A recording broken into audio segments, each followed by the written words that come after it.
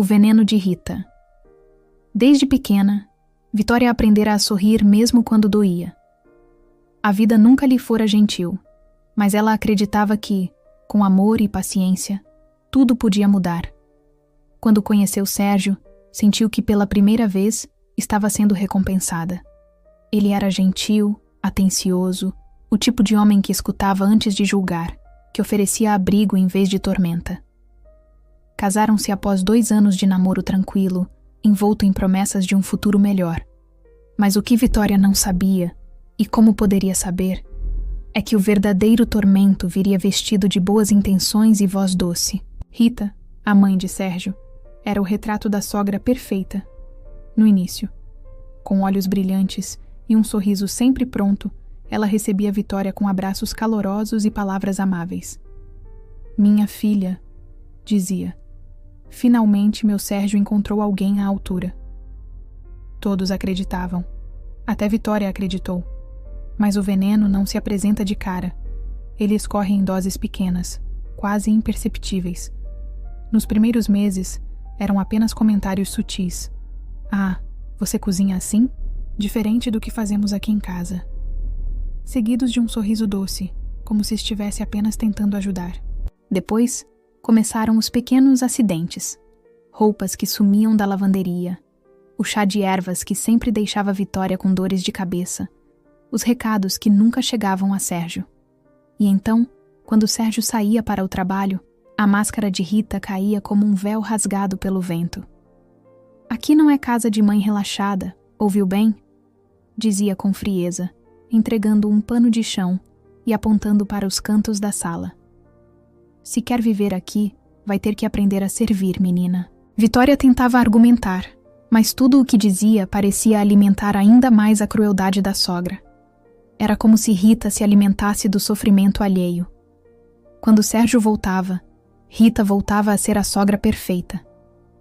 "Vitória é um anjo, meu filho. Hoje limpou a casa inteira. Imagina que menina dedicada." E ele sorria, agradecido, sem nunca notar o cansaço nos olhos da esposa, nem o tremor escondido nas mãos. Com o tempo, Vitória passou a duvidar da própria sanidade. Estaria exagerando? Seria ela quem estava errada? Mas as marcas, visíveis e invisíveis, não mentiam. A casa que deveria ser um lar tornara-se uma prisão com paredes cheias de silêncio. Porém, o que Rita não sabia é que até os anjos têm limites. E quando Vitória chegasse ao dela, o jogo iria virar. O tempo passava, e com ele a leveza nos olhos de Vitória se desfazia. O brilho que Sérgio tanto amava nela estava agora encoberto por sombras, como se a alma dela estivesse lentamente sendo apagada. Ela acordava antes de todos, fazia o café, arrumava a casa, cuidava de tudo para que ninguém, principalmente Rita, tivesse do que reclamar. E mesmo assim, bastava Sérgio sair pela porta para o tom de voz da sogra mudar. "Ainda está aqui parada? Olha essa pia. Que tipo de mulher você é? Meu filho não merece uma inútil como você." Os insultos eram diários, sempre sussurrados com ódio, como punhais cravando fundo demais. E o pior, sempre sem testemunhas.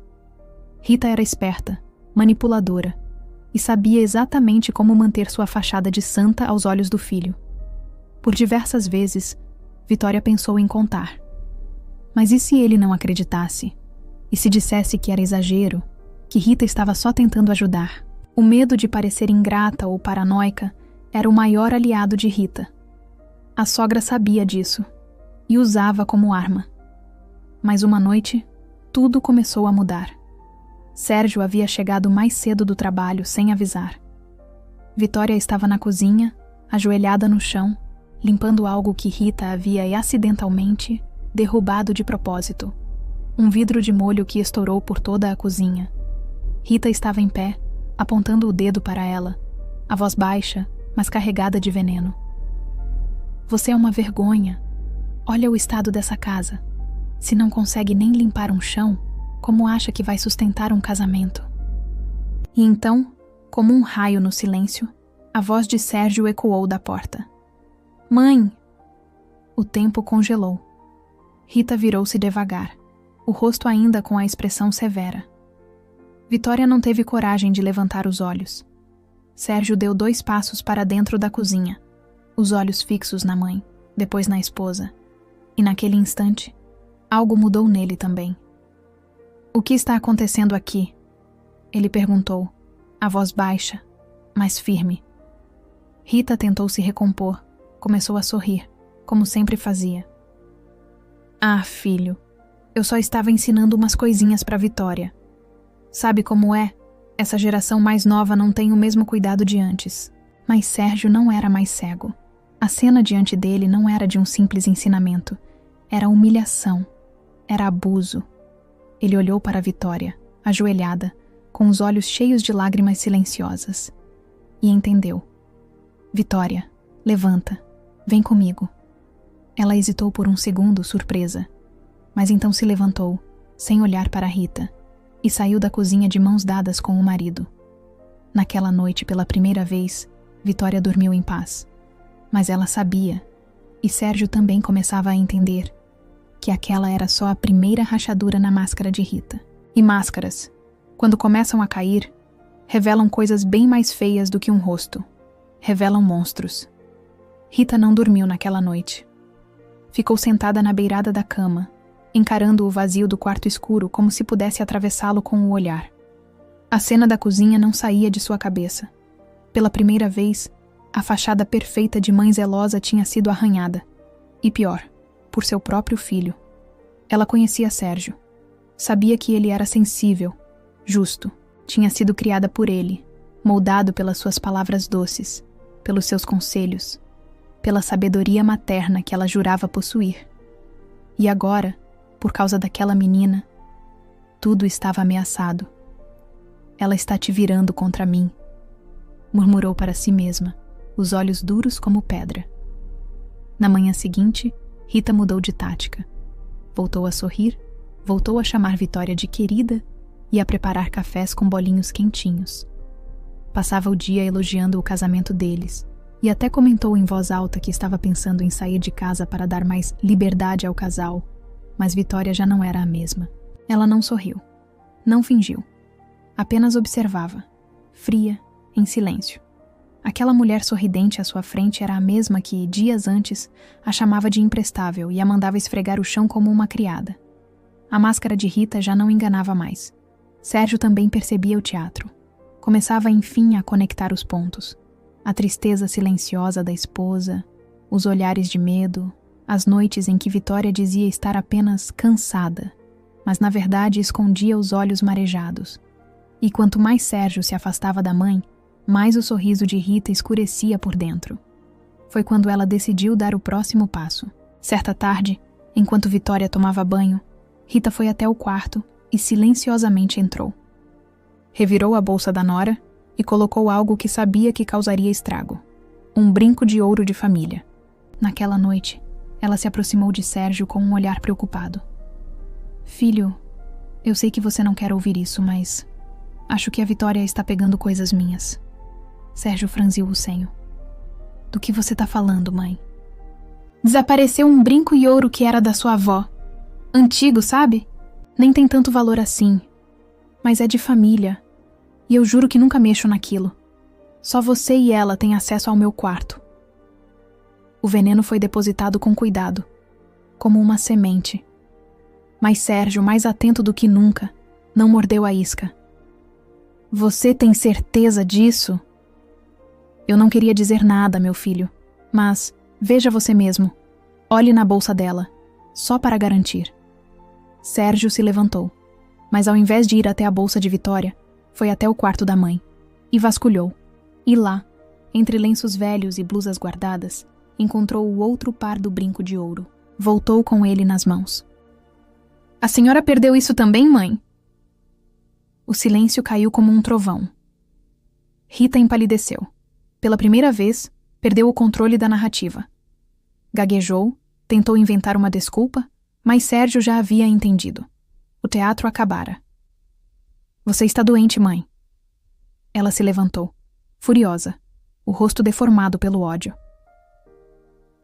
"Ela te enfeitiçou, Sérgio. Essa mulher quer tirar tudo de mim. Eu dei a vida por você? E é assim que você me paga? Vitória, que ouvira tudo da porta, entrou no cômodo com os olhos marejados. Mas desta vez, não de medo. Era raiva. Era a força que ela guardava há meses. Acabou, Rita, disse em voz firme. Acabou seu teatro, suas mentiras, sua manipulação. Sérgio ficou ao lado da esposa. Pela primeira vez escolheu, e não escolheu a mãe. Rita não suportava perder. Não aceitava ser desmascarada. E jamais imaginaria que o filho, a quem ela moldara desde o berço, viraria as costas por causa de uma mulher qualquer. Você vai se arrepender disso, Sérgio, ela gritou, com os olhos injetados de ódio, os punhos cerrados. Essa mulher vai destruir sua vida, e quando isso acontecer, não me procure. Mas nem mesmo sua fúria surtia mais efeito. Sérgio, firme, apenas respondeu com uma calma gelada.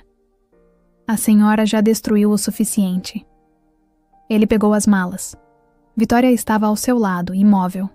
Ela não chorava mais, não tremia, não se encolhia. A mulher que saía daquela casa não era mais a menina que chegou. Antes de irem embora, Vitória fez questão de olhar Rita nos olhos, não com medo, mas com a dignidade de quem sobreviveu ao inferno. Você tentou me apagar, tentou me humilhar, me fazer duvidar de mim mesma, mas eu não sou fraca, Rita. E agora você vai ter que aprender a viver com o seu próprio silêncio. Eles saíram. Rita ficou ali, sozinha, cercada de móveis caros e lembranças que não significavam mais nada. Sua casa, antes cheia de controle, agora era um túmulo de mentiras. E o que mais doía era o silêncio. O eco do abandono. Meses se passaram. Vitória e Sérgio começaram de novo, longe da cidade onde tudo aconteceu. Alugaram um pequeno apartamento, modesto, mas cheio de paz. Vitória voltou a estudar, redescobriu quem era. Aprendeu que amor não é prisão, e que gentileza forçada é apenas o verniz da manipulação.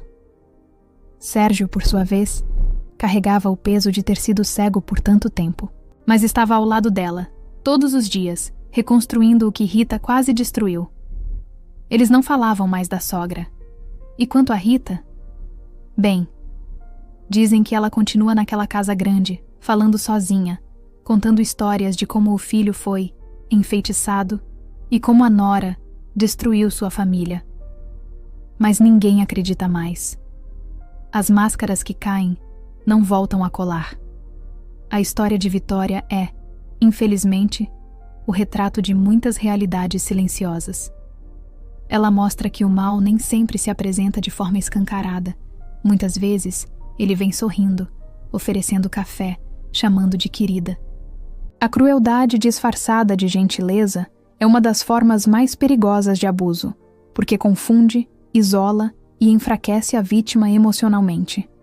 Rita representa o tipo de pessoa que precisa controlar para se sentir viva. Seu comportamento revela um narcisismo enraizado, mascarado por uma falsa imagem de mãe amorosa. Ela usa o amor do filho como arma e a culpa como corrente. E isso mostra como vínculos familiares podem sim ser tóxicos. E que nem todo laço de sangue é sinônimo de afeto ou respeito. Vitória, por sua vez, encarna a resistência silenciosa. A mulher que sofre calada, que duvida de si mesma, que é humilhada entre quatro paredes, mas que mesmo assim encontra dentro de si a força para não se perder. Sua jornada é a de muitas mulheres que sofrem violência emocional, e às vezes física, dentro do próprio lar, e que carregam sozinhas o fardo da dúvida, do medo e da vergonha. Sérgio representa o ponto de virada. A consciência desperta. Ele é a figura que precisa escolher entre o conforto da negação e a coragem de ver a verdade. Sua escolha final, ao lado de Vitória, mostra que o amor verdadeiro exige posicionamento, discernimento e, acima de tudo, justiça. Mas a maior lição dessa história talvez seja esta. Quando a máscara cai, não há como fingir que não viu o rosto por trás dela. Vitória não venceu com vingança. Ela venceu com dignidade. E isso é mais poderoso do que qualquer grito ou confronto. A história nos convida a olhar com mais atenção para as relações à nossa volta, a desconfiar de quem é bom demais só quando há plateia, a acreditar nas pequenas intuições que nos dizem quando algo está errado, mesmo que tudo pareça certo por fora, e principalmente nos ensina que libertar-se de alguém tóxico pode parecer egoísmo para quem está de fora, mas, para quem vive o abuso, é questão de sobrevivência. Espero você no próximo vídeo para mais uma história. Até lá!